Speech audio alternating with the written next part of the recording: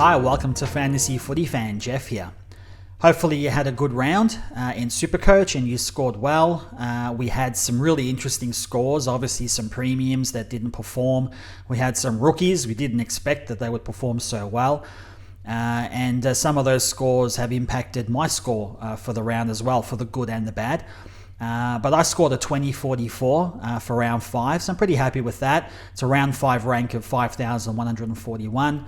I moved up 9,845 spots, and my overall rank now is 9,718. So I'm pretty happy with that, considering I had Dacos and Heaney on my bench. So my team is looking, okay. So just having a look through my team. Sheasel put up a great score of 159 and Yo 157. Some big scores there, and particularly from Yo, just really unexpected. Did not expect him to be averaging 115 by the end of round 5. So he may end up being potentially a keeper. He initially obviously wasn't going to be a keeper, just a stepping stone, but he may end up being a top 6 defender. Who knows? It is possible. But with Yo and with his body, you never know. So I'll bring Dacos back in. So I'll have Dacos, Sheasel, and Yo. Now, Will Powell is the concern. So for him, so the thinking behind Will Powell, I'm definitely trading him this week. I could have traded him last week, but I didn't want to use a boost, and I wanted to give it one more week just to see. But I think I probably knew last week with Flanders moving into the back line and also Mac Andrew that it was going to impact Powell, and that again happened this week too. So I think his role has obviously been impacted and he needs to go. But pre-season, I was pretty big on him. If it was just him down there and Flanders and all that didn't go down there, then I think there's a chance to him to score well. But I think that ship has sailed now, and I don't like doing sideways trades, but he's got enough cash in him still where I could do a decent sideways trade to a player that is more reliable and in good form, and that'll strengthen my team up. But I'm very big on trading in players that will be top 10 for their position. So I've got to keep that in mind as well. I think with the trades I made in for round 3, I made some big mistakes there. I've already discussed them in my previous videos, but instead of following my plan, I would have actually traded Powell to Sheasel and kept Young, and I would have actually kept Nick Martin and not traded Sarong. They ended up being probably mistakes that I made, but that was my fault because I didn't stick to my plan. But now I'm going to go back to that, and I want to just try to get to full premium as quick as I can and avoid any sideways trading, and just really back in your premiums. I remember last year, players like Butters and Laird and a few other premiums, they didn't start very well, but then by the end of the year, they ended up averaging 115, 120. So if in my case, that is, if I have any players that have the potential to average that, then I may hold on to them and try to fix other things in my team first before getting around to them if they are underperforming. And of course, I'm talking about LDU in my team, and I'll get to him a bit later. But with my defense, Dacos, Sheasel, Yo, and then Powell I'll trade to someone, and then I've got D'Ambrosio, Williams, Clohisi. I looked into it. I think it is pronounced Clohisi, but I'm not sure. I'm going with that for now, but happy to be corrected. But pretty sure it's Clohisi. Anyway, happy with defense, and we'll be making some trades this week that will impact my defense. So I'll get into that a bit later. For my midfield, Green, he was a shocking performance from him, and then he's got another tough week this week as well. I think, let me just have a quick look at the fixture. So GWS have Carlton this week, so expect another really bad score. Because look, Carlton, when you look back at the last few teams that Carlton have played against, so I think LDU, actually, let's have a look. So Carlton played So they played Adelaide this round in round 5, and if you have a look at the Adelaide scores, just bringing up their scores. So you had, if you look at their midfielders, so we're looking at Dawson, Crouch, and Laird, all had really bad games.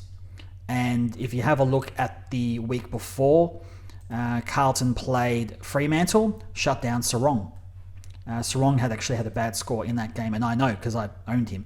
And then in round 3, Carlton played North Melbourne, LDU. He had his lowest score for the year. So this is the thing.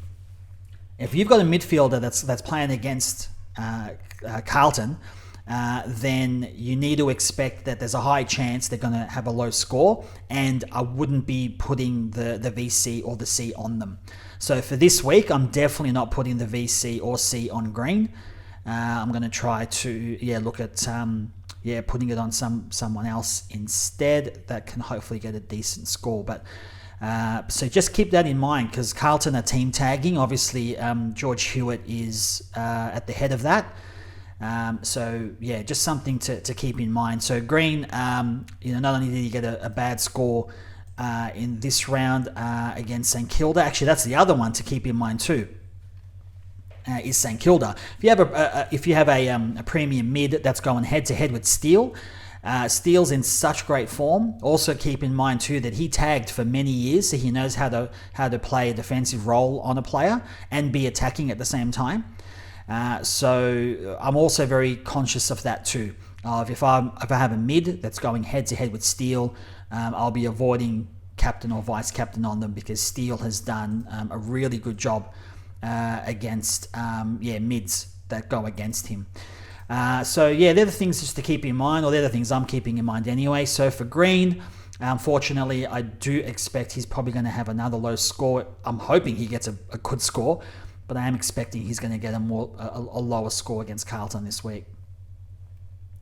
So Sarong scored a 110, and I expect him to get a higher score this week when he plays against West Coast. Happy with him so far.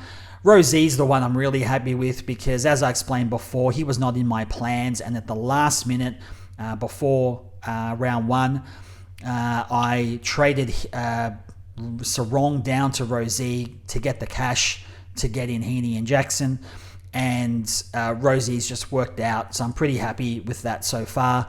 He didn't start well, but now he's averaging 116, and if he can average over 115, I'm really happy with that. Likewise with Miller, I actually expected this. I expected him to at least average 115 now that he's fully fit, and another 133 from him. Very happy with that. But LDU, that's the concern. And so the way I looked at this, I think I spoke in my last video that I was going to trade LDU to Steele. That would have been an awesome trade, obviously, but that might have been even in the video before that. I was thinking of LDU to Steele. But I kind of thought, well, I don't want to sort of blow all my trades. And LDU is a player that still potentially can score well.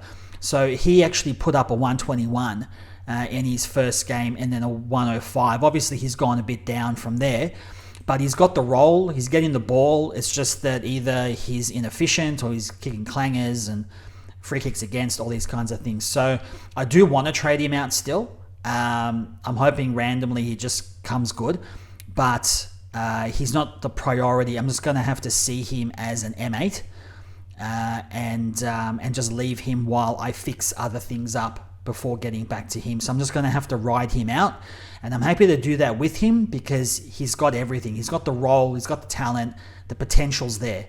So we'll see how he goes this week, because he's playing he's playing at Marvel against Hawthorn. And there's a good chance there that he could score well. He's not going to get tagged or anything from Finn McGuinness, I don't think. I actually would expect if there is a tag that Finn McGuinness will likely go to Sheasel, because I think McGuinness went to Flanders in the last game just for a little bit. So I'd imagine he may go to Sheasel, considering how well and he's been playing in the form that Sheasel's in. So hopefully LDU has a good game this week against Hawthorn. So Sanders was disappointing, but that's not his fault. He actually played a really good game. until he got subbed out, until Bevo did stupid Bevo things. So he ended up getting 46 in 42% game time. So now this is the thing, like, what do we do? Do we trade him out? Do we keep him? If we trade him out, then we're going early on him. But then with Bevo, it's unpredictable. Like, Sanders will get a really good score one week, then get subbed out the next week, or spend most of his time on the bench. We just don't know with Bevo how he's going to use Sanders. If we knew that Sanders was playing, 70-80% game time, mostly in the middle, then you'd keep him, because you'd know he'd be putting up scores of like 80 to 100 points. But we don't know. And so I think you could go either way with Sanders. We could either trade him or keep him. I mean, they're the obvious options, but I don't think there's a wrong with that. I think you go early on him, and you could use him to upgrade to a premium that you'll have for the year. Or you could just run that risk, hold him, and maybe he'll make more cash for you.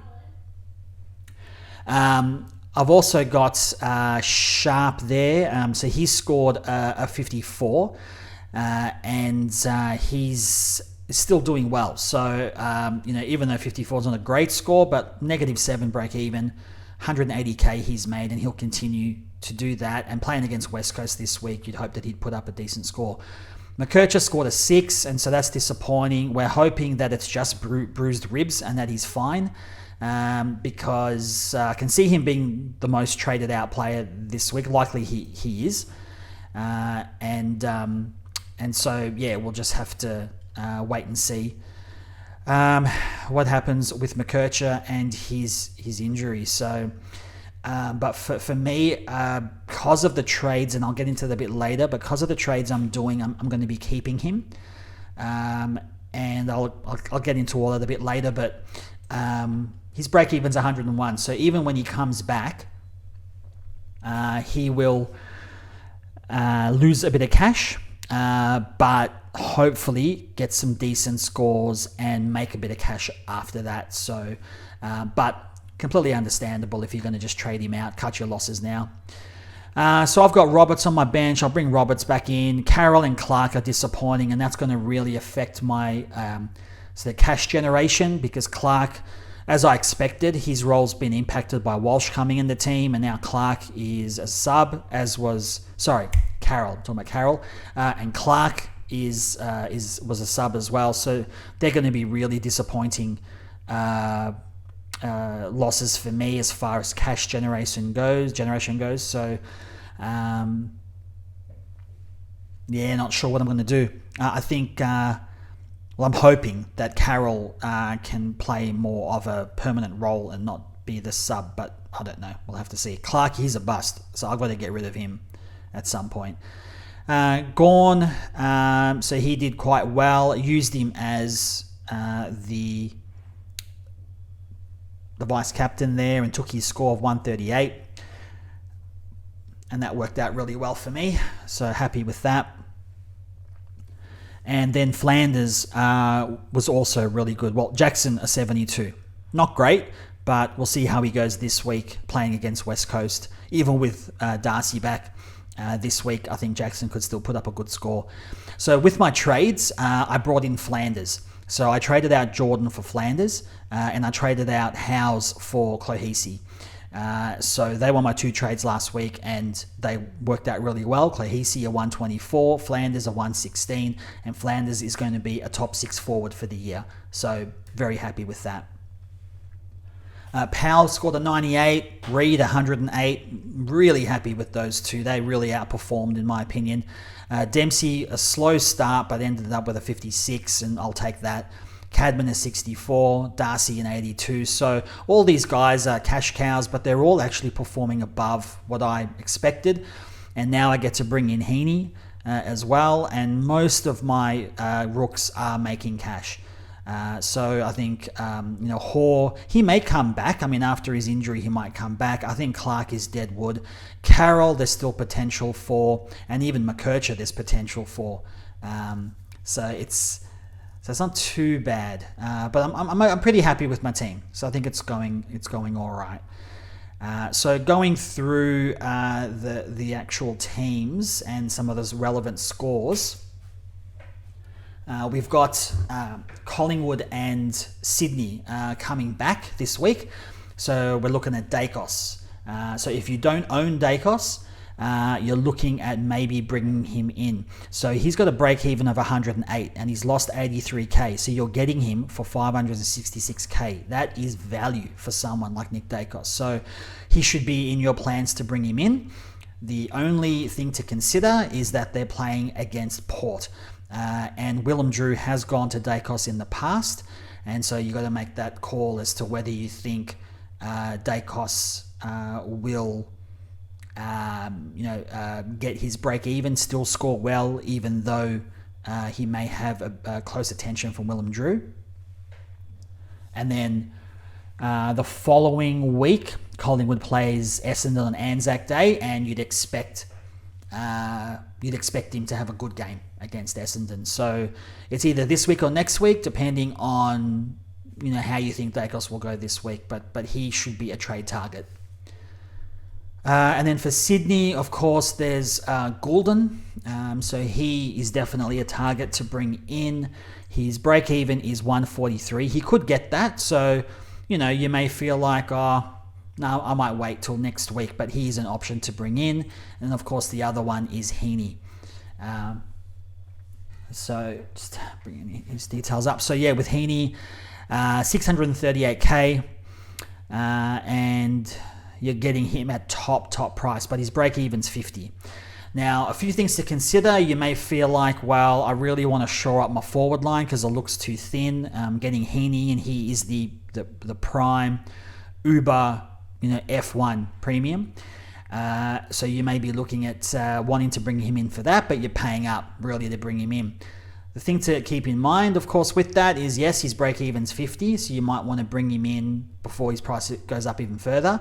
However, Adams played in the last game and Heaney still did well with Adams in the team. But this week, there's a high chance that Parker comes into the team. So what kind of impact will that have on Heaney? So will he play a bit more forward, play less CBAs? I guess that's the thing to consider with Heaney. I think, look, you could play it safe and hope that his price drops at some point in the year. But yeah, there's a few different options, I think, or a few different things you could do with Heaney. I think it's just depends on your structure, your cash, all that kind of thing. So yeah, sorry, hard to give you an answer about Heaney. It's just tough. I mean, I've got him, so I don't have to worry about that. But like, just paying 638k for him is just so expensive, particularly when Parker's coming back in and there's the potential for him to lose, to go down in price. Anyway, it's a risk either way, I guess. And moving on to, is anyone else? Heaney, Goulden, Dacos. I think, you're not bringing in players like, Grundy and so forth, but I think, let's just have a quick look at, let's see, Sydney, just looking up at the best averages. So yeah, Heaney, Goulden, and yeah, there's no one really else that you're going to be bringing in from Sydney that I can see just looking at that list. In fact, while I'm here, I'll just have a quick look at Collingwood. I'm pretty sure there's really no one to think about either with Collingwood. Let's have a look. So just, yeah, as I said, just Dacos is the main one there to think about. Some have spoken about Jordan De Goey. It's just too risky. Even though he's down to 432k, I wouldn't bother. So that's pretty much it from, I think, Sydney and from Collingwood. And then moving on to some of the games this round and any players that were relevant. So starting with the Melbourne and Brisbane game. Let's see. So we've got Max Gawn. So I don't really need to go into the big primos. But if you don't have him, you're going to have to get him in at some point because he will be the R1 for the year. And And then moving on to Billings. I don't know if you still have him. He scored a 70.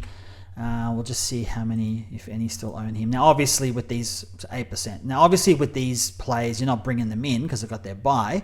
But you may feel like, it's time to move them on. Gawn, definitely not. You're not moving him on. You're just putting him on your bench. Billings, you may look at trading, of course. He's got the bye. Oliver is, Oliver scored a 65, so he's just a shadow of himself. As far as his, fully ability goes, and SuperCoach ability goes, he's just non-existent. And he's dropped 172k overall now, and his break-even's 158. He's 502k. Who would have thought from last year to what he's putting up now? So the strategy, obviously, here is wait till he really bottoms out, and then wait till he scores he gets a few tons, which then shows that he's probably found his form, and then that's when we pounce. Blake Howes, so he scored a 62. So most traded him out to Clohesi, like I did, but if you've held him, you might look at trading him to a Graham this week. That's definitely an option. But if you're doing some other things, there's no harm in keeping him. He scored a 62. He went up 3k. Break-even's 21. So, there's still some cash in him there. Petrarca, of course, was not great at all. So he only scored a 59. But if you have a look at his scores, he's scoring really well, like a 140 the week before. So he's still a primo. And his break-even's 156. He lost 36k. He's down to 624k. So you might look at bringing him in when he bottoms out as well. That is an option eventually in a few weeks. Caleb Windsor, he'd be one that you'd be trading probably. 38 points is what he got. And now that he's got his bye, here's another one. You might do some DPP moves and get him to Graham or trade him to Comben or something like that. Is always an option. Christian Salem got injured. I don't know how many own him. I don't really want to talk about players. I see only 3% owned. So, yeah, if you've got him, you're trading him. For Brisbane, Dunkley keeps putting up good numbers. He scored a 122. So he's doing quite well. He's lost nearly 40k now. So he's at 600k. So that's pretty good value for him. His break-even's 100 and he's averaging 122. To get a player who's 600k and he's averaging 122, that's pretty good, and he's a reliable premium, so he's one to consider if you don't have him. Lachie Neale scored a 109, a lot of handballs in those 27 possessions he got. Not many own him. I think that's about 3%, so I think doesn't look like we're getting on him anymore. I think that ship has now sailed, I guess, with him. We used to be all over him a few years ago when he was averaging 120, but I think no one wants to take that chance anymore with him. And then for the rest of Brisbane, there's no one I can see that's really worth considering at this stage. So going to the Western Bulldogs and Essendon game. So looking at Jack McRae, scored an 87. Not going to really talk about him that much. We'll wait till he bottoms out and see if Bevo gives him a good role where he can get some scores. Sam Darcy, an 82. So if you don't have him, I think, look, he's got a negative 23 break even. He's 252k. You've probably missed him. You could still bring him in. The question is, will he still make a further 150k on top of his current price? That seems kind of unlikely, but you never know. You never know. The way that he's playing and he's averaging 80, there's every chance of that. But for us that own him, very, very happy with that ownership. Obviously, Bont was the one that we were all very disappointed in. We would have thought against Essendon that he would have scored really well. If you own him, it's very disappointing, but you just sort of move on to next week and hope that he scores well. Now, the thing with that though is that the Bulldogs play St Kilda Thursday night, and that sounds like a Steele Bontempelli head-to-head. And if that is the case, there is every chance that Bont doesn't score that well. He may ton up still, but it might be a low ton because Steele's in ripping form, and that's if they do go head-to-head. But we'll have to wait and see. But if you don't own him, you're keeping a very, very close eye on Bont and waiting till he bottoms out. If we can get him for around 600k, that would be fantastic to get a player like that for 600k. So let's keep an eye out for Bont. And English was the other one. So there's some interesting strategies here with English. So he only scored a 58. It's quite possible Sam Darcy might be impacting his score a little bit, but he's lost 66k now overall. He's 648k and his break even's 194, and he comes up against Marshall this week. So there's there's every chance that he continues to drop in price. So one strategy is we could wait a little bit longer and wait till he really bottoms out, maybe gets down to 600, maybe even less, and then bring in Tim English, because he'll end up being in the top 3 rucks for the year. So that is one way that we could go about it. The other thing to think about is, and I know I'm sort of skipping ahead here, but you've got someone like Marshall. So Roll Marshall is averaging 115, and he's at 606k, and his break even 78. And you look at his scores: 127, 106. He had that 79 against Essendon, which is a bit of an anomaly. But then 147 against Richmond and 120 against GWS last week, and he's still got a couple of good midfield rucks to ruck against in the next few games. Tim English gives up a lot of points, so Marshall should score well this week. And then I think next week, St Kilda have Port Adelaide, so he's rucking against Soldo, so he should score quite well there. And then the week after that, he rucks against Sherry. So I think Marshall has got a really good run. He's at a good price. I think he's one worth considering. But there is a chance you could get English a little bit cheaper if he puts up just some slightly poorer numbers. He could end up bottoming out under 600k. Then for the rest of the doggies game, so Sanders I've already spoken about. I've got a few options there. But moving on to Essendon, Merritt 108 still keeps putting up good numbers. If you own him, you're pretty happy with that. If we're going to have to get him in at some point if we don't own him, because he is a top 8 mid. So maybe through the buys, maybe he drops in price somehow. I don't know. I really don't know. I have to think about that a bit. So Dersma is a really interesting one at the moment. Let's have a look at him.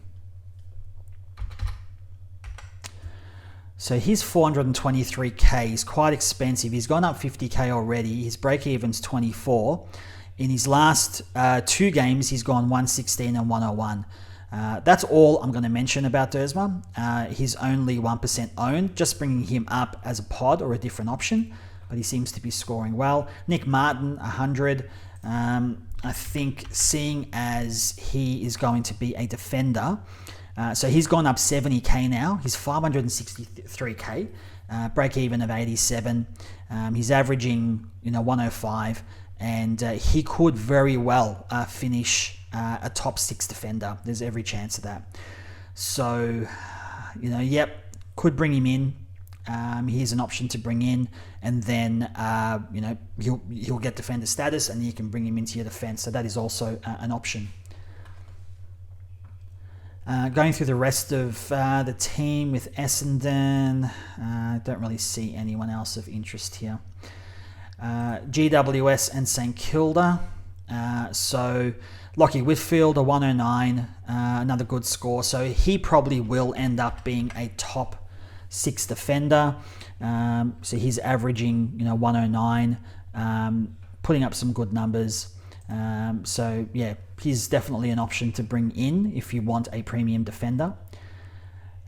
Josh Kelly did okay, considering that he kind of had a tag from Winhager at one point, and he ended up coming back and scoring a 104. Not bad. Harvey Thomas, an 86. I don't know. I know I checked this last time, but I forgot. just see how many own him. So he's owned by 12%. So that's something. So for those 12% that own him, you're pretty ecstatic with that score because he's already made 132k. He went up 42k this week and his break even's 38. So he's going to end up making that 150k that we want from our rookies. So well done on anyone that does own him. Considering some of his other scores, which weren't great. Like if we have a look at his scores, like 40, 45, 18, but then he's scored a 107 and an 86. So that's really worked out. So Tom Green, already spoken about. He's one to keep in mind. Obviously, if you don't own him, there's every chance he could bottom out too. He's 637k. He lost 27k this week, break even of 181, and he's playing against Carlton.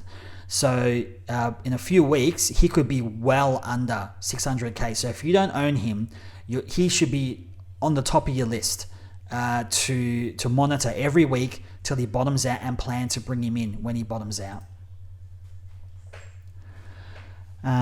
Let's see. And then for so Cadman, I already kind of spoke about, I guess. So Cadman got a 64, break even of 40. He's made 143k, so he could end up making that 160 or 150k. And then, you're pretty happy with that. So I started Cadman. So yeah, I think one or two more games, and then I've got to look at maybe making some cash off him. The other one is those who own Jacob Weir. How many own him? 9%. So he's made 121k. He scored a 60, break even of 10. He, hopefully for those owners that have him, will make that 150k. For St Kilda, Jack Steele is a beast, an absolute beast, and he is now averaging 130. What a gun, what a champ. So for anyone that started with him, you're rubbing your hands, you're laughing. Considering that, he was only like, 530 odd K, I think is what he was worth initially. Where are we? So 530. He was worth 530k. He's gone up 94k, went up another 34k this round. His break even 70, and he scored a 143. He's 624k now, and so if you're getting him in, he's just he is at top premium price. In fact, he'll just continue to go up in price. He'll end up sort of getting up towards that high 600s, I think. So I would love to have him in my team, he's one I'm obviously looking at. I'm singing his praises. The moment I saw that he was tackling and he was getting contested possessions, I just knew that he was going to get back to his form of a few years ago. So good on him, and good on anyone that owns him. Rowan Marshall, a 120. So he had a really good game. Mind you, it was against Briggs.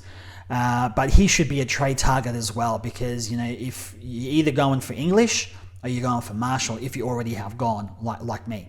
So either you're waiting a few weeks till English bottoms out, or you jump on Marshall now, because Marshall is, as I mentioned, he's 600k, he's 606, he's gone down 32k, break even of 78. So I expect his price to continue to go up. So I think if you're going to get him, this would be the week to get him.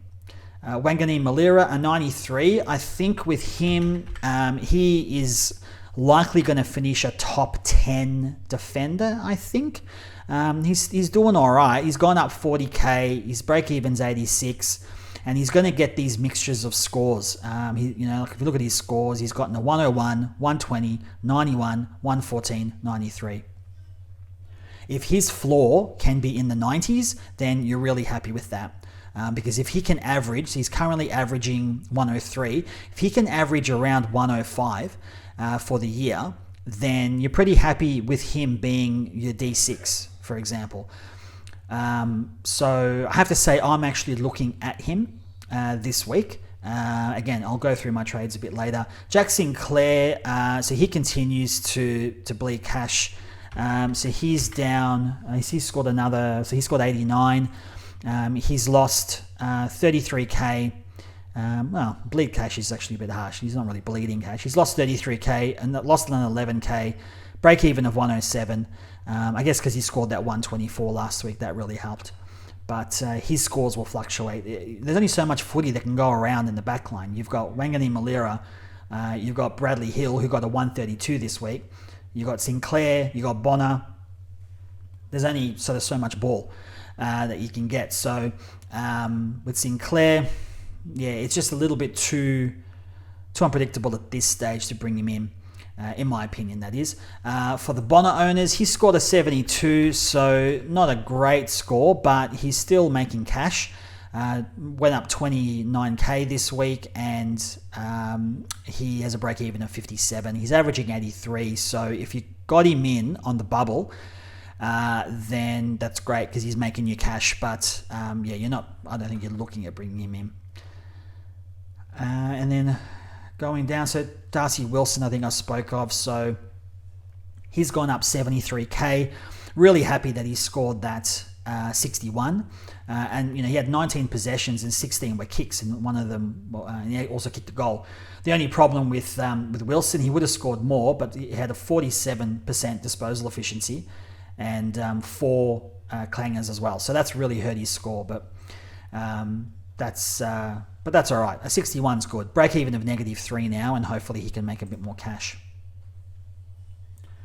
So moving on to the next game, so Carlton Adelaide, and obviously the big talking point here was Sam Walsh. So a 166. Now he did this last year, so he didn't play until like round 5 or something like that last year. I can't really remember, but he came out, put out a big score, and then actually put out some big scores even after that. So for like a few rounds before he started to maybe get sore or tire out, and he lost a little bit of cash, started scoring a little bit lower.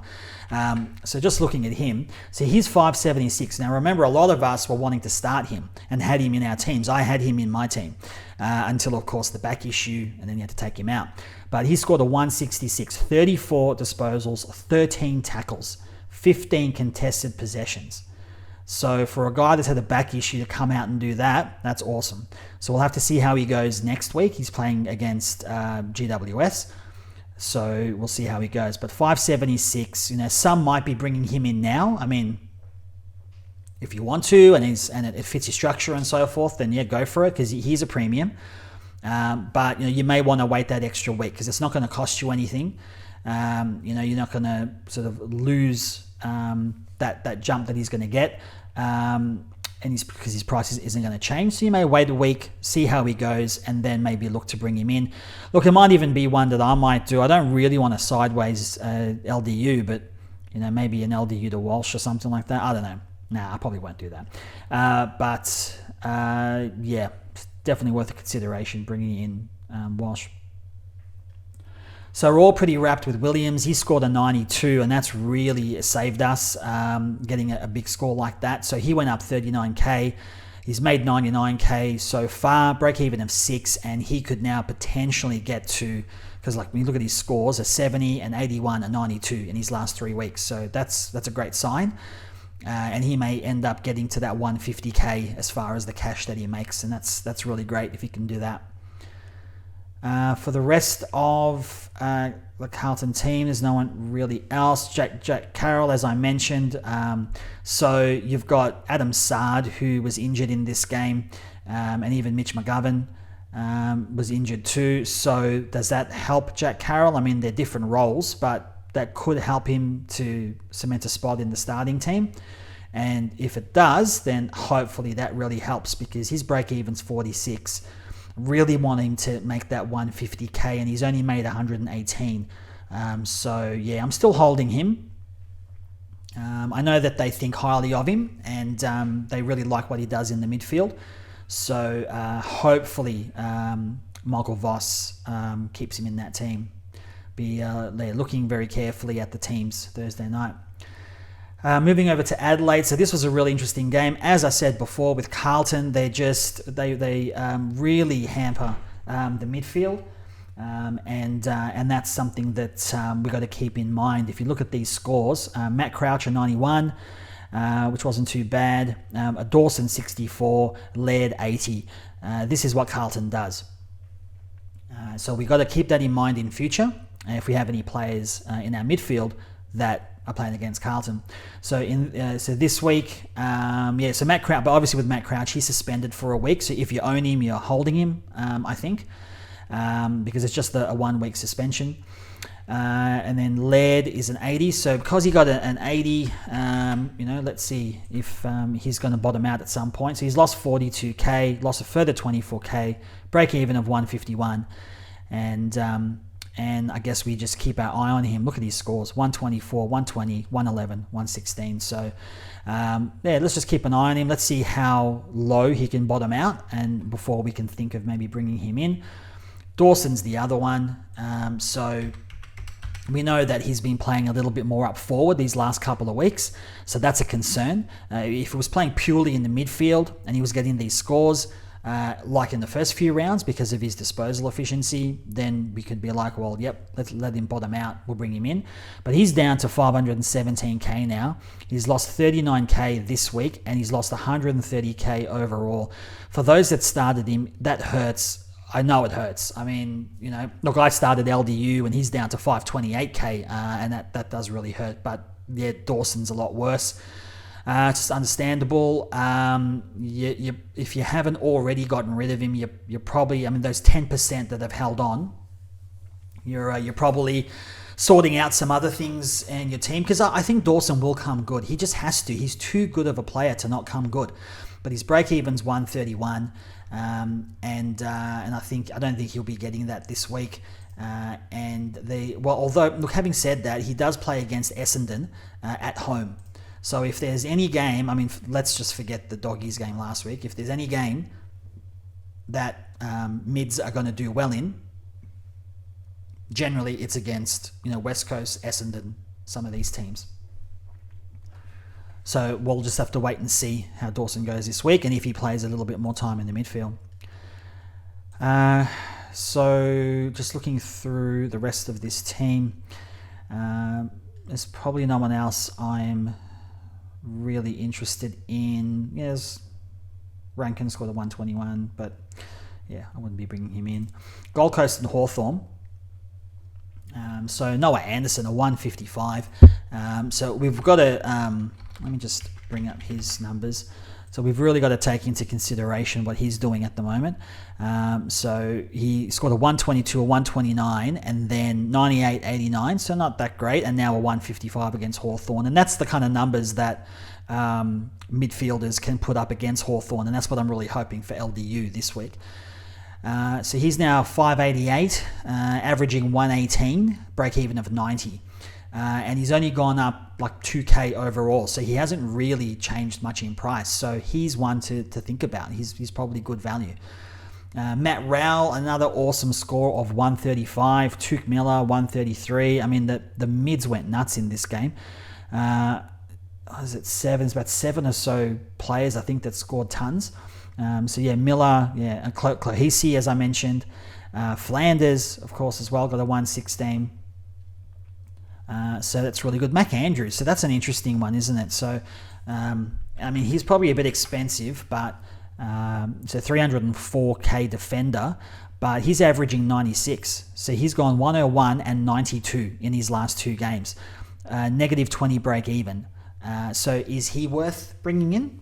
Is he going to continue these scores? Because I think he's kind of taken over from Will Powell a little bit. Powell, because I didn't really get to see this game, unfortunately.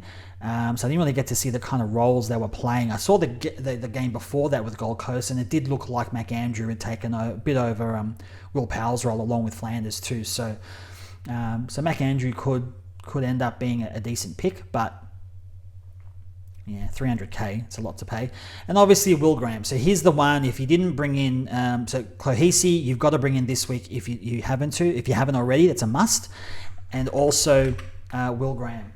That is also a must, I think, this week, because he's averaging, sorry, give me a second. I selected the wrong Graham. So he's averaging 79. He's scored a 67 and now a 91. And he's a negative 91 break even. So you just have to bring him in. Looking at the CBAs, because I was going to go through all the CBAs later, but I'll just look at them now. Look at some of them now anyway. So looking at the Gold Coast game. So there's another 42% or 43% CBAs for Graham. That was just similar to last week. So that's pretty good. He's actually getting a bit of midfield time too. So I think, in my opinion, he is a must-have to bring in, and fair to say that most would be bringing him in. So with Clohesi, 44% of teams own him. That really will be a lot higher, I would imagine, by the end of this round. And Will Graham, 9% own him, but that again will be a lot higher by the end of this round. So I don't know if any of you still own Tom Berry, but he scored decently. He got an 88, which would have helped his owners. So 88% own him. So now because of that 88, his break even is 8. He's made 77k, and so let's hope for his owners that he can make that 150k. Bodie Hewlin scored an 80. I don't think there'd be many that would own him. He was a 123k rook, I think, initially. But 5% of teams that own him. But he's made 103k, and his break-even's 10. He may end up reaching that 150k as well. So, that's really great for his owners. And that's probably it. Ethan Reid was the other rookie, but I don't really think you'd be looking at bringing him in. He's 171k ruck. -1 break even. He's got a 44 and a 54. So, do you want to bring in Ethan Reid as a ruck on your bench and make some cash off him? That's an option. You can, especially if you've got nothing else to do and you've got lots of trades, then that might be an option. For Hawthorn, so really nothing to write home about there. Carl Amon got a 106, so his form hasn't been too bad the last 2 games. Fortunately, D'Ambrosio put up a score, so that's really helped his score now, because he looked like he was starting to max out a little bit, but he scored a 94. That's great for his owners. 58% of us own him, so he went up 20k this week, break even of 34. So he's an option to trade still if it's part of your structure in upgrading to premiums and things. You could definitely do that, but again, if you don't have to, or you're doing something else, you can absolutely keep him. Break even of 34, he might still have a little bit of cash to make. So James Sicily, a 92, and he continues to lose cash. So 86k he's lost overall, lost 23k again this week, break even of 126. And on a rare occasion, he'll put up a decent score like that 123 in round 2 against Melbourne. But for the most part, because of the injuries that Hawthorn have, and Sicily, it hasn't allowed him to sort of free up and play the loose man in defence. He has to man up a little bit, so he's not able to do that. But once we notice Hawthorn bringing in some more key position defenders in the team, and then we see Sicily playing a little bit more looser in defence, then that might be the time to jump on. He's only 550k, and he'll still continue to lose a little bit more cash. So I think there were some that brought in Lloyd Mick this week. So he's 7% owned. So he scored an 81 after scores of 88 and 130. But I think that 80 kind of score, the 80, 85 is what he will average. So he went up 44k this week's break even of 17. So he's a good filler. He'll score those 80s, make a little bit of cash, and then at some point you are going to look at having to trade him, because he's definitely not a keeper. So Newcomb scored a 61, another disappointing score from him. For anyone that still owns him, really got to jump off. Max Ramsden scored a 25. We weren't really sure about him anyway. Hopefully, for those that own him, you're not really going to get much from him. 3% owned, so no one really jumped on him, so that's fine. So I think that's it for Hawthorn. So moving on to the Port Freo game. And Zach Butters a 130, and Rosie a 125, Houston 121, and even Wines a 109. So all the mids really came through. Even Horn Francis a 93. I know some jumped on Horn Francis. So he is now worth 475k. He went up 41k. His break even's 45. So he's averaging 112. And I think he'll still average around probably the 105 mark in my opinion. He'll still put up these scores. He'll still ton up, but also still get some scores in the 90s. But if you own him, I would say you're probably holding him all the way to the mid-season buys, and I think you're going to get some good scores from him. Solly Wine's got that 109. He's come back fairly in good or in decent form. I've got 4% that own him, so if you got him, you're holding. And it's probably it for the power. And then for Fremantle, so Luke Ryan, a 145. It's just impossible to bring him in. I think he did this last year for parts of it too, where he just went on a tear and then dropped off a little bit. But yeah, looking at his scores, if you own him, obviously you're pretty happy with everything. But it's just way too expensive to bring in. Hayden Young, a 114. So he continues to really irk the coaches that traded him out on the bubble. Since that, he has scored a 132, 119, and 114. So well done on all of you who kept him. He will end up being a top 6 defender, without a doubt. So, really regretting that error on my part. And Caleb Sarong, a 110. Of course, Freo have West Coast this week. So Young, Sarong, they're all, even Ryan, even Brayshaw probably, will all really go to town this week. Although, West Coast had a good match, and they really tend to fire up for these derbies. But I would still think that the Freo mids should score well this week. Jordan Clark, an 84, a little bit lower for him. He's normally averaging 97, I think, was his average. He was scoring 97s there for a while. Sorry, my mistake. That was AFL Fantasy. In SuperCoach, as you can see from his scores, 119, 119, 84, 84. He's very consistent, Jordan Clark. So his break-even's 123. He might drop a little bit this week, but for his owners, which is not many, 3%. Okay. Well, we'll just move on. Nat Fife, 81.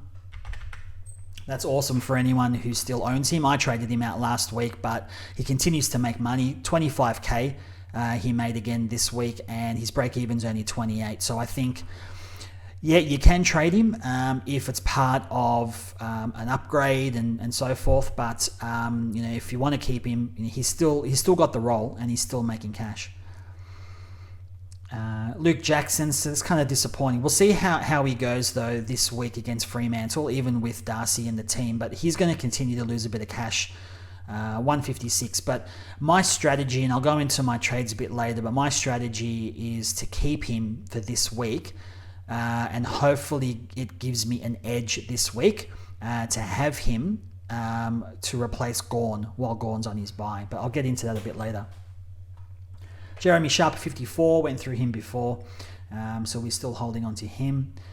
And then Geelong and North Melbourne. Stewart got a 108. It's pretty good.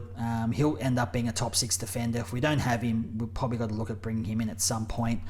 I think he's 575k. He's lost 60k overall, averaging 104. So that's pretty good for us that don't own him. Break even of 142. So I think he's definitely one to keep in mind as he continues to bottom out if we don't own him and we want to get a cheaper defender in there that can score the way Stewart scores. So Shannon Neal came in this week. I think that was it Shannon Neal that came in, I think, for Hawkins? I think that's who it was. But sorry if I'm wrong there, but he scored an 88. I don't know why I'm even looking him up, but he's 201k forward. Yeah, I think that he was the one that came in. Max Holmes, an 87, continues to do okay for his owners. And Oliver Dempsey. So we're very fortunate with Dempsey. He scored a 56 because he didn't start well at all. And he went up 32k this week, break even of 33. He's made just nearly 150k, so he's done his job. He'll continue to make money, and he'll continue to score fairly well for us, so really happy with that. So Connor O'Sullivan came in for his first game, and he scored a 46, and he's 162k. So yeah, that's, you're not really wanting to pay up for someone who's scoring like that. Jai Clark is the real bust here, and we're either just going to have to hold him and fix other things up, or if we have an awesome rookie like a Clohisi or a Graham that we can trade for Clark, and we have everything, all our other rookies and everything else sorted, then that's what you're doing this week. Sheasel a 159. I really do feel that he might get tagged this week from Finn McGuinness, but we'll see. Tom Powell, a 98, continues to put up these numbers. We're very fortunate to have, if you jumped on him at his on his bubble, he's scored a 92, 73, and a 98. He's got the role, and he's averaging 97. And considering that we don't really have any real premium forwards, it's pretty handy to have him in the forward line. Sherry, a 91. I think if you own him, you're holding, unless you've got Gorn and you want to jump to Marshall this week or something like that. That's an option if you've got nothing else to do or to worry about. You might be thinking about LDU if you don't own him, or if you've got LDU trading him out. I can understand you wanting to trade him out, absolutely. But for those who don't own him, you're probably looking at waiting for him to bottom out. He's lost 107k, lost another 36k this week. Break even of 125. It absolutely is killing me, this LDU at the moment. But I'm going to have to hold him because I want to sort some other things out first. But yeah, look, wait till he bottoms out and see if he actually ends up playing quite well, and then bring him in. Zach Fisher, an 84. I still think there's a few that own him. You're not obviously looking at bringing him in, but he's averaging 76. He's only made 17k. Completely understandable if you decide to trade him out if you own him. There's 15% that still own him, so that's a decent amount. So I think he's definitely an option to trade. We've given him enough weeks now for him to score a lot better than what he's scoring. He's not really making much cash. I think if you haven't got any other issues or you really want to upgrade, then he's primed to upgrade. So Drury came in and scored a 78. I'll go through some of the break-evens and the rooks a bit later. Charlie Comben came in and got a 75. So now he's the one also on the bubble. Negative 75 break-even. Fair to say there'll be a few jumping on him. 227k and a 129 in the 75 in the last couple of weeks. Gets him to a 102 average. So I can definitely see you bringing him in to make some cash off him. He looks great. Got to watch some of this game, and he looks great there at centre half back, taking intercept marks and so forth. And I think he'll put up the occasional ton, the occasional 70. So he'll make some cash for sure. Just got to be careful of how many of these players we keep bringing in, because we're wasting trade after trade after trade, and we're going to have to upgrade these guys as well at some point. So just keep that in mind. Lazaro 51 is pretty disappointing, and of course Colby McKercher, who I mentioned, understandable trading him out, but remember he does have the job security. He will come back. He will play in that sort of halfback role too. So if you've got some other things to do and you want to hold him, I think you can. But yeah, understandable that most will be trading him out this week. And in the last game of the round, West Coast and Richmond, Elliot Yeo, a 157. So happy with Elliot Yeo for all of us that own him, 14% that own him. He's averaging 115 and just so wrapped. This is not what obviously expected. And he's looking great. I got to watch this game and he looked awesome. Harley Reid as well, a 108. I think he's really cutting loose in the midfield now. Just watching the West Coast last week and this week. A 91 and a 108. He's just really feeling it now in the midfield. You kind of see him just bursting away from packs, just fending off and pushing players around, backing his pace, running around players. He's got that confidence. I think they're going to be really West Coast and Simpson will be really happy continuing to play him in the midfield. He's made 111k, made 44k this week, and he's got a negative 18 break even. So for us that own him, he's really doing his job and then some. How many own him now? So 78%. I think he was owned by a bit more than that, so some might have traded him out. But yeah, for most of us, got to be pretty happy with his performance, particularly in the last couple of games. Looking at the rest of the West Coast team, there probably really isn't anything there of interest as far as SuperCoach relevance goes. For Richmond, I don't know if Vlosten is a popular pick, but remember Richmond has the bye as well, so we're not looking at bringing anyone in. I said 2%. So no. So anyway, as far as Richmond goes, we're not bringing anyone in, but it's just good to have a look through them to see how they're going. So anyone that brought in Lafau, would be pretty happy because he's only 26, 39, 49 he scores, and then a 108 last week against West Coast, and he did quite well playing up forward. But yeah, mostly because he kicked 3 goals. But he's got a negative 52 break even, 184. So maybe we could look at that following week. But aside from that, I can't see anyone with Richmond. Seth Campbell, I don't know if you own Seth Campbell, but yeah, I mean, this would be the week to trade out some of these players. Tom Brown only scored a 29, so for those that did bring him in, this is the kind of scores that you got to expect from him. He'll do really well one week and then just really bomb another. 29 points he scored in 76% game time. So let's see, what's he at? He's got 14 break even. I mean, yeah, you could trade him out if you wanted to, but he's probably still got a bit of cash to make. But yeah, you may also decide to trade him to Graham. So that's also an option. So that's all the relevant players to really go through and to talk about. Now, who are the players on the bubble? So any players to consider to trade in or to bring in. Let's see here. Where are we? Filter. That's it. Okay, so if we're looking at the averages here and players on the bubble, so we've already mentioned most of them, but Sam Walsh, obviously, but only the one game. So Clohesy is a must. You've got to bring him in. Charlie Comben's the other one. He's on the bubble. So just keep him in mind, as we've already spoken about him. Mac Andrew we've spoken about too.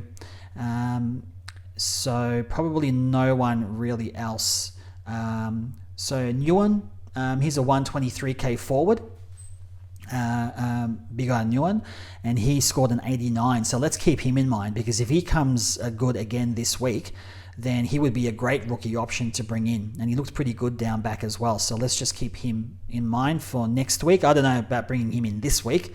Might be good to just see him again next week. And let's see, anyone else here? So Blake Drury's the other one. So let's have a look at we'll have a look at break evens. So Sam Clohesy, a 174 break even. I don't think I've ever seen that. And then Will Graham, a negative 91 break even. They're the two you're bringing in this week.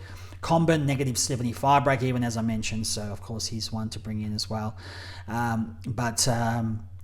other one was Blake Drury. So he's got a negative 30 break even. He's a 123k forward as well. But again, only the one game. Let's just see how he goes next week. Because I think he had like 11 marks or something like that. Where is he? Blake Drury for North. Let's find him. So he's got a 78, but 11 marks he took playing half forward. That's the other thing. So you definitely don't want to bring him in this week. Let's have a look at his role next week and if he has job security. But the McAndrew one was interesting, and that's probably it. So they're the ones we're just kind of looking at. Some definites this week, some maybe for next week as well. So as far as sort of some of the gun players we're keeping in mind with the high break evens, so we've already mentioned a few of them already. So Tim English and Tom Green, the ones we're waiting to bottom out if you don't own. Bontempelli is another one. Oliver, so we've mentioned all these before. Christian Petrarca. And even look, Caleb Sarong, 155 break even, but he does have West Coast this week, so you'd expect him to get close to that. Rory Laird have mentioned, so he could hopefully bottom out a little bit too. Errol Goulden, but I think Goulden will get close to his break even anyway. He won't lose that much. Tom Stewart's one to look at in our defence. I'll be looking at him in a week or two, but he also has the potential to score quite well. So I've got, where are we? I've got a couple in that I keep a list of players that I'm looking at bringing in. So we've already mentioned Dacos as well. So the options of bringing him in this week or next week. But I think that's probably it as far as any other players to think about and to look at for this week, and like premiums to wait to bottom out. I think next week's going to be a really interesting week for looking at premiums. So as far as my team goes and my trades for this week, let's actually start by moving some of these players onto the field. So Dacos will come in, and maybe, I don't really know who to take out. Either I want to keep Clohesi because I just think he's just playing good footy at the moment. It'll be out of D'Ambrosio or Williams. Melbourne has the bye. So what I will probably do is, who plays Carlton plays for? So I might actually put Williams on my bench and bring in Dacos. So now I've got Sheasel, Dacos, Yeo, Powell. I am going to trade to Wanganeen Malira. So I'll have Wanganeen Malira there. D'Ambrosio, Clohesi, and then Williams on my bench. But I can loophole him. So he plays Saturday at 4:35. And then if, because I've got Hoare as my other player on my bench, and Melbourne has the bye, so I can loophole him and swap him over for D'Ambrosio if Williams plays well. For my midfield, I'll bring on Roberts and we'll take off McKercher, and that's probably it. So I've got Green, Sarong, Rozee, Miller, LDU. That's not changing. And I've got Roberts, Sanders, and Sharp. Now, Sanders is changing. I'm going to be doing a trade there, and I'll show that very soon. And then Gawn and Jackson for now. In fact, I'll do the trades now, and then we'll have a look at my team. So the trades I'm going to do, I'm going Will Powell to Wanganeen Malira. There is a reason why I'm going Wanganeen Malira. I would have loved to actually brought Young back in, but for this trade, I can't really afford it. But I'm happy to have Wanganeen Malira in my team. Another player in my defense averaging over 100. And that makes 5 in my defense now, out of 6. The other trade, I need to bring in Graham.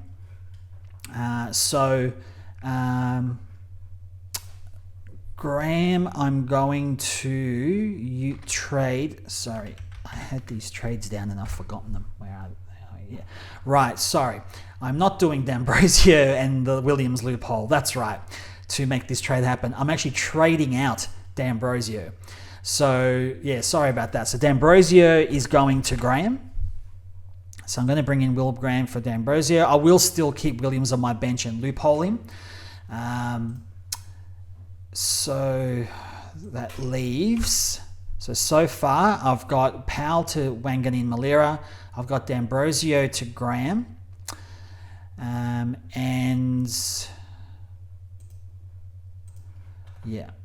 then I will trade Sanders is the other one. So I'll just activate my boost.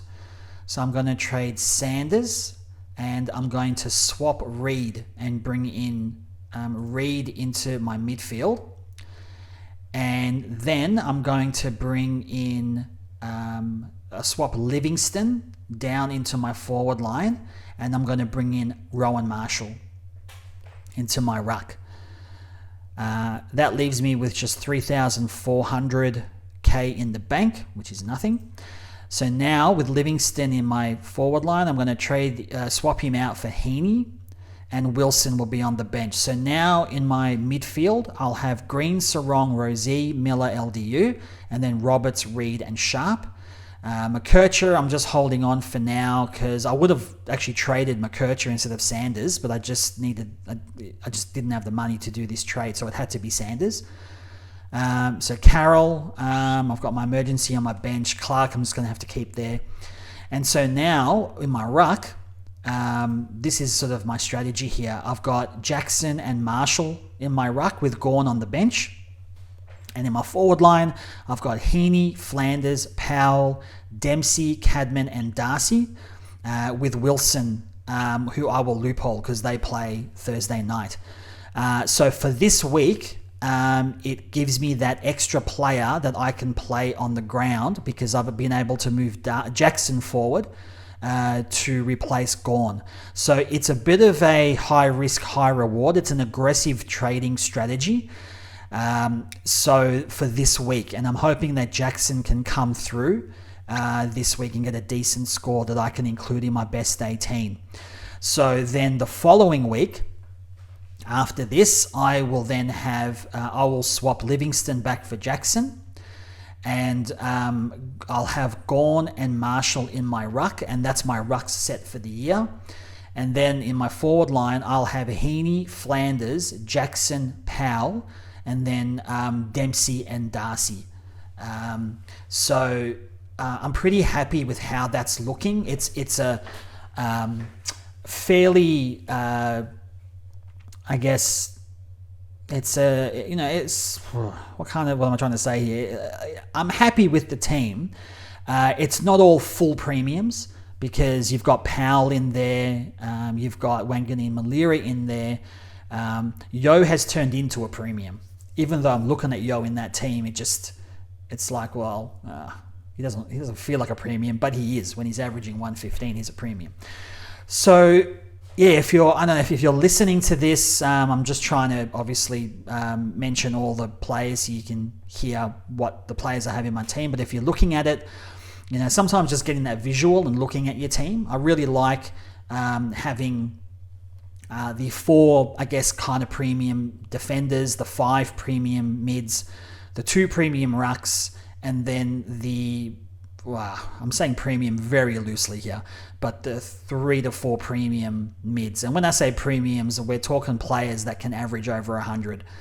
But, Wanganeen Malira, well, I have him for the year. Tom Powell, definitely not going to have him for the year. I'll be upgrading him at some point. Maybe LDU might have to be a trade. So this is the risk.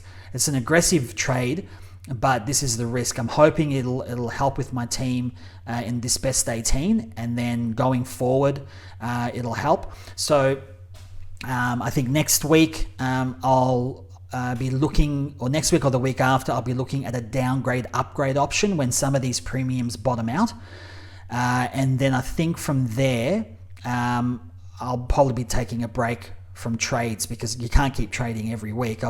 I'm only down to 28 trades left after round 6.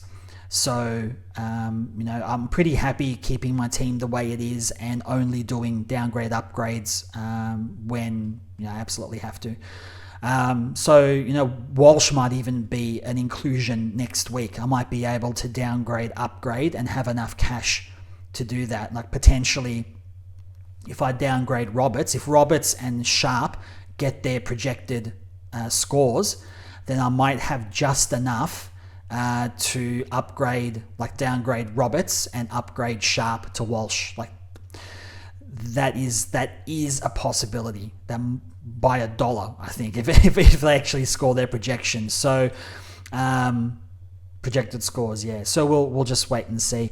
For the VC and the C, I'm definitely going to be VCing Marshall on the Thursday night with the form that he's in, and considering English puts up or allows big scores. Marshall has only like 120, 127 for Marshall, and a 147 is his big score. So I would love to pick Sheasel as my captain. I'm just really worried about this Finn McGuinness tag that might come his way. Green, I'm definitely not captaining. Likely, I'll probably end up captaining Sarong because he's playing against West Coast at home.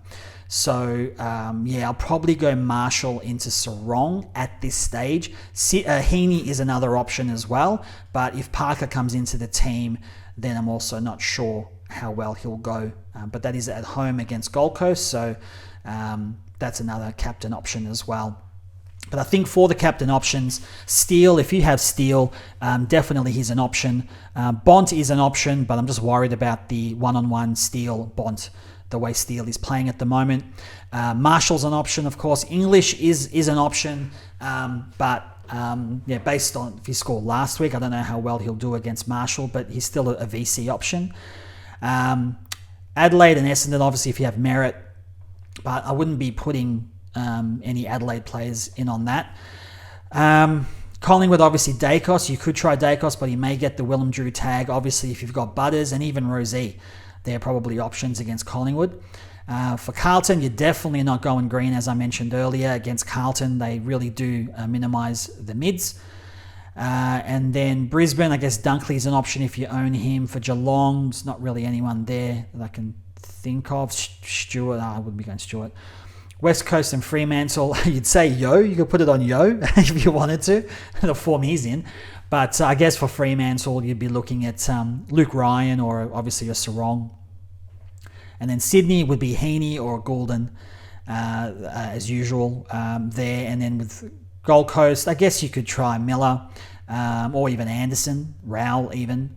But yeah, for North and Hawthorn, I guess you would go Sheasel normally, and he could still put up a really good score, but just worried that they might try to minimize his influence in the game.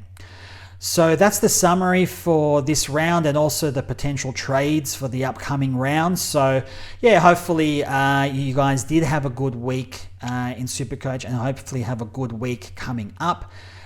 Just remember to, obviously because I've recorded this Monday evening, we've got to keep a lookout for any injuries that might just pop up. So we'll look at the injury report tomorrow.